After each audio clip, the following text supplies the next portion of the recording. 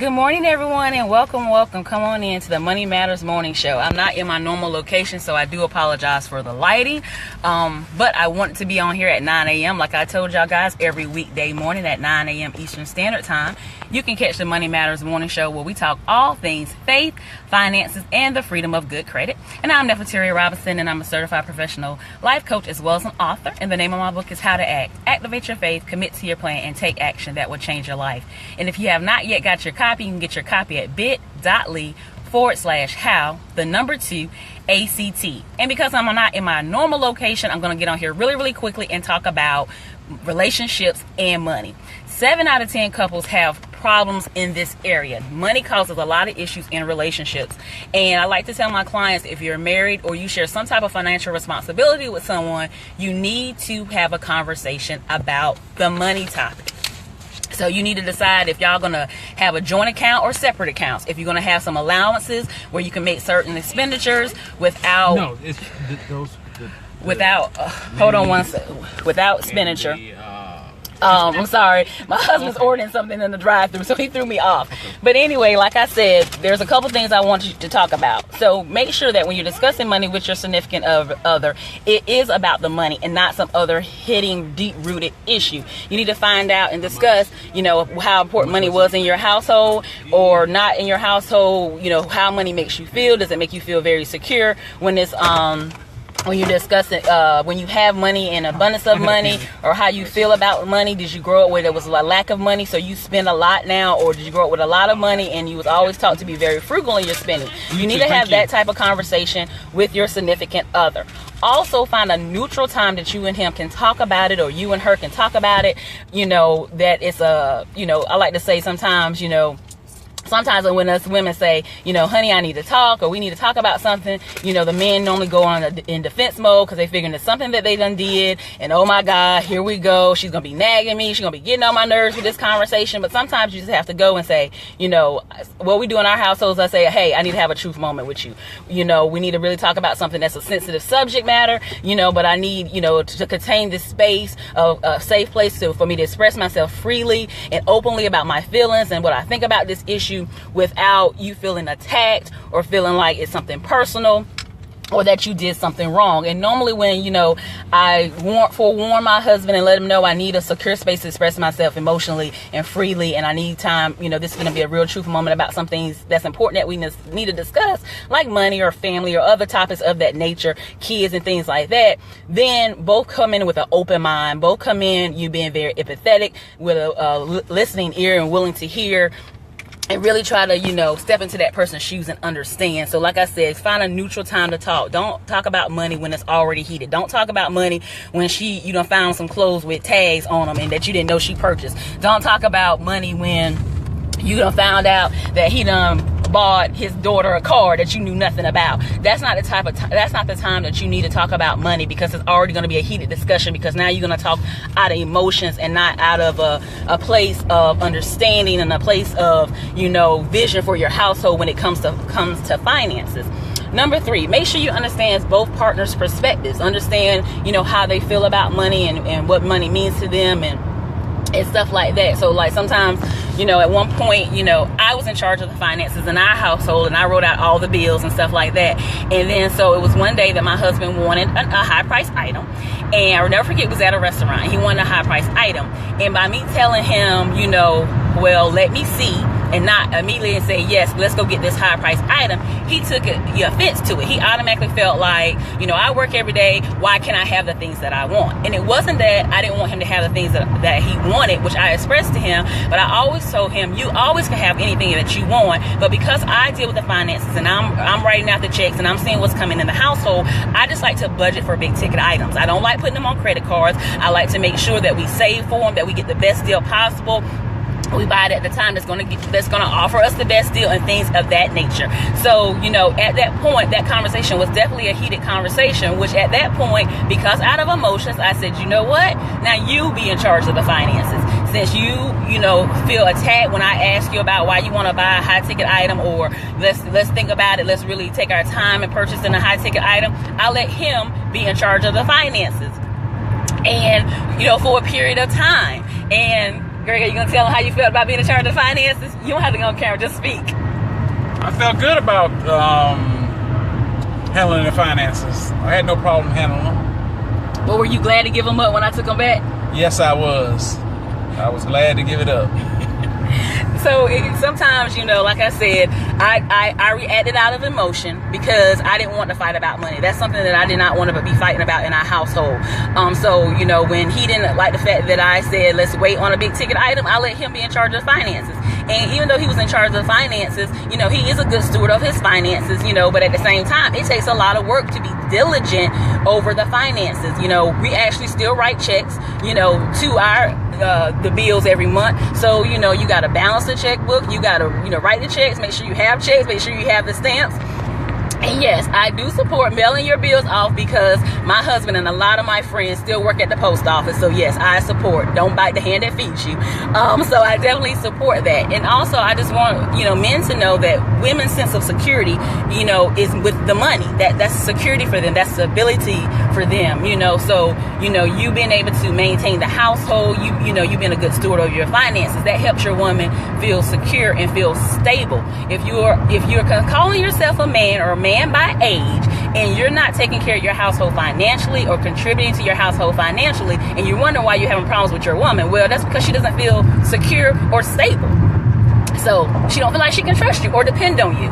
And that's not a place you want to be in a relationship. And as far as men, they do take a lot more risk when it comes to money, but it also plays into their self-esteem too as well. If they can't provide for the household like they should be and they're truly a man, then, you know, it affects them if they can't contribute, if they can't provide for their family like they need to, if they can't, you know, be a good steward and things of that nature.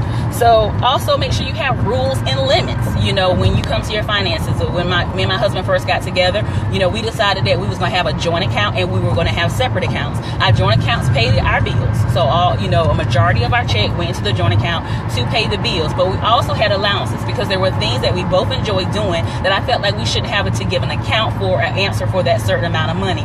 And we came up with a number that was feasible and made sense to both of us.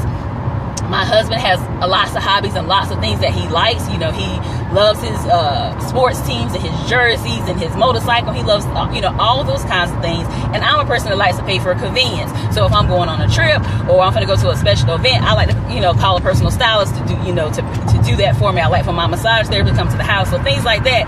But I didn't want to have to let him know that I'm spending this type of money for somebody to go shopping for me or for somebody to style me for an event. And he didn't want to explain every time he wanted to buy this authentic jersey or wanted to buy something new for his motorcycle. So, you know, you have, it depends on your household and what you're good for your household. Hey Wesley, hey Harlan, good for your household, but you have to decide on the limits. Decide on what the budget limits is. So the women, you're not hiding those tags on those new clothes. You're not, you know, putting the bags at your girlfriend's house and stuff like that. And the men are not, you know, hiding, you know, what they're buying or getting on the defense when they have to explain what they bought. You know, set up some allowances for those splurge type things where, you know, your spouse may not understand it, but it's something that you know, and you want to continue to pay for. So, you know, for us, it was a joint account. Some people decide to pay stuff 50-50, where they keep their separate accounts and they just split the bills 50-50. Some people, the male in the household pays the mortgage, and then the woman pays like the utilities and the water bill and stuff like that. And then they pay for their own separate car notes. It's totally up to you and the person that you share financial responsibility, how you set the limits and what rules you set for your household. But my main point I want to get across to you guys is you need to have that conversation. If you consider yourself getting married to marrying someone, or if you're already married, you need to have this conversation. It's very important. It's very vital to the vision for your household and for your family for you to discuss the finances. Discuss who's a spender, who's a saver. Discuss, you know, how you're going to spend, how you're going to travel, if you're going to travel, if you're going to invest, you know, to talk about those things when it comes to the finances. Are you going to, if you were paying for some family members' bills prior to getting married, are you going to continue to pay for those type of bills, you know, once you get married? If, you know, is there a rule in your household? Our rule in our household is we don't lend money, because to us, lending money is giving money. So we don't give money. So that's our rule. No matter what it is, no matter who it is, you know what I'm saying, don't matter the amount. That is the rule, point blank, period. We don't care if it's kids, if it's mama, if it's uncle, if it's Aunt Sally Sue, it don't matter. Our rule in the house is we do not give money. And some people say, oh, well, let's borrow and we'll get you back. No. Because too many relationships fall out behind money too many times, and it's just not worth. It's not worth losing family, friends, or fighting over $100 or $500 or whatever. And to me, you're enabling them. You know, you did something. You made every situation you in started with a choice. So you did something that got you in a situation where now you need that $100 or you need that $500, and then you gonna ask to borrow money and you don't work nowhere. You don't even work in a pie shop watching the pies hit brown. Nothing. You ain't shoveling crap. You ain't doing nothing. But you want to borrow some money? How you gonna pay it back? What you gonna do next month? I'm just saying. That's a very hot button for me. So, you know, I just say don't lend it. It's just easier that way. You know, your family might be mad, but it's better than to be mad that you didn't give them the money than for you to be mad because they owe you $100. And now you ain't talking to them no more. And now you done lost that sister, that aunt, that mama, that girlfriend, that whoever, because over $100. They'll get over that no. They'll figure it out, or they'll find somebody else, or they'll get a job. They'll do something. So, like I said, when it comes to money in relationships, you know, you need to have that conversation. You need to, you know, make sure that you're discussing money and it's about the money and it's not some other deep-rooted issue. Make sure you find a neutral time to talk to your spouse or whoever you share financial responsibility with when it comes to money. Make sure you understand your partner's feelings about money and how, you know, what money means to them and what makes them feel secure. Is it a certain amount of money in the bank? Is it being able to buy what you want when you want to buy it? You know, find out those things and also set rules and set some limits to the spending in your household. Have those conversations. It's of vital importance. So then there's not, you know, undue stress on your relationship or arguments that don't have to even take place because you've had these conversations. Definitely have these type of conversations because it's important. You know, it's very important. So I want y'all to walk away today that go have that conversation. Go have that conversation with your spouse or whoever you share financial responsibility. Have the money conversation. Have the money talk.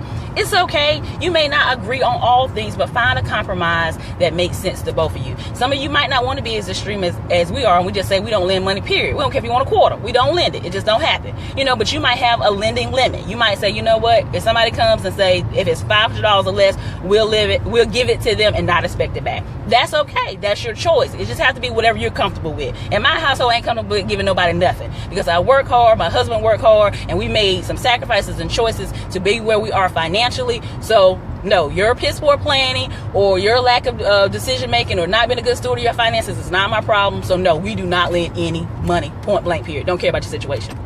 That's our rule. We also have allowances. I have an allowance that my husband give me for things that I want to do and don't necessarily need to do. That's important to me. You know, he has a certain spending allowance for things that it's not important to me, but I know he enjoys doing them and he wants to be able to spend money on that, and I don't want it to affect our household budget. So he has a certain allowance for things that he likes to spend on. We know traveling is important to us, so we allow a certain amount of money for traveling and things of that nature. So like I said, just have the conversation.